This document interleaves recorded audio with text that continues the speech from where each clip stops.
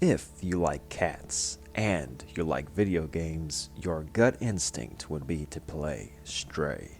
Stray is a cat simulator, perhaps the greatest cat simulator ever made. A solid 6 out of 10. An average story driven experience where you spend the entire game walking, jumping, and meowing in a cat skin. That's the review. That's the game. I normally don't give a score until the very end of the video, but I won't waste any time telling you how Stray is. To me, it's simply not worth the $30 on the PlayStation Network store or the 10-hour or less crawl to the Platinum Trophy. It's a walking simulator that just so happens to allow you to cosplay as a feline friend. And while there are some great examples of walking mechanics in video games, Stray isn't quite up to scratch. There are good moments in Stray, but that does not make it a good game. It has a good idea for a game, but poor execution. Video game models like this are outdated and tedious, and this is exactly how I experienced Stray. I couldn't quite wait to get the game over with because the first 5 minutes felt like the last 8+ hours. In video games, you shouldn't have to wait around for things to happen. By reading generic instruction manual style dialogue and tentatively pausing for the AI to initiate the next cutscene sequence to get on with the program. This is what Stray consists of: monotonous collectibles and sophomoric dialogue disguised as plot threads, with the occasional puzzle solving section that most 6-year-old gamers could solve with ease. Combat, which isn't really combat, just entails scurrying away onto the telephone pole to get the cat to safety. These are less puzzles and more of annoying obstacles that mostly just waste time instead of giving me what I would call a meaningful, enjoyable gaming experience. For example, there's this one damn trophy, one of the most pointless trophies in recent memory in a game, where you have to lie down and go away from the keyboard for a whole hour.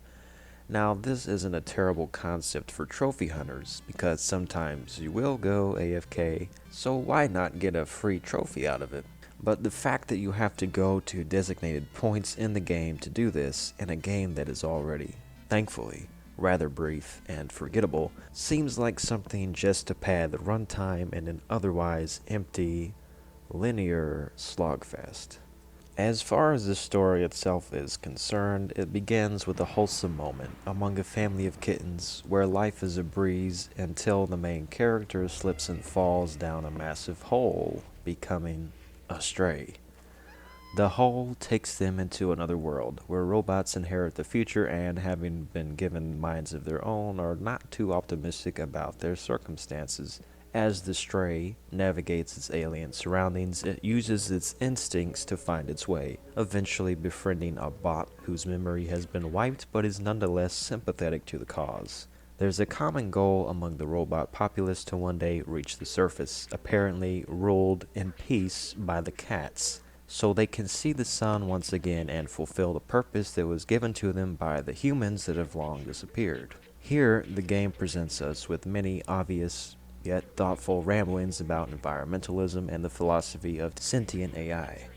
There are a few moments that are ever so slightly touching, where the robots decide to make courageous sacrifices in order to ensure that the cat, who by this time has been accepted as one of their own, makes their way back home.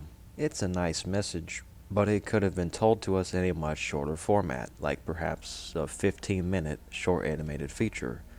As a video game, it doesn't work so well. I'm always honest when I review games, and I'm thankful for games like Stray for allowing me to accurately balance games out on my scale, so that games from the past, present, and future will be put into perspective. The publisher, Annapurna Interactive, has financed some good films in recent years, and their ambition in the world of video games is admirable. They can do a lot better than Stray, and they can do a lot better than to charge $30 for a game that is free with PlayStation Plus.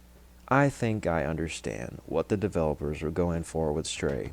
As I said, It's an interesting concept, but maybe not for a game. The essential elements of game making are lacking here. Tediousness killed the cat.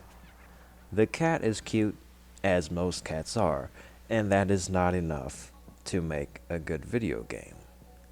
There needs to be more substance to keep the audience engaged. Video games are certainly art, but Stray might have been better as a 2-hour movie than a 2-hour cat simulator.